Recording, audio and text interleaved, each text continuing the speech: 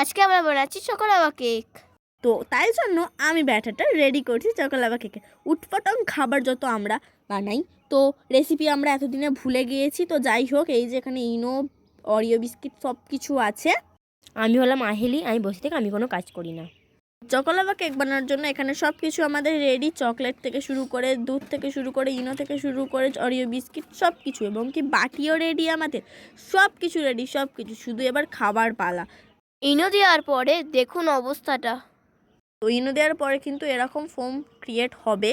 তো কি তাও ভালো করে ব্লেন্ড করতে হবে। তো যখন কেকটা আমরা বসিয়েছিলাম না, উনুনে বসিয়েছিলাম, তার জন্য কোনো ক্লিপ নেওয়া হয়নি। তো এবারে হচ্ছে রিভিউ টাইম।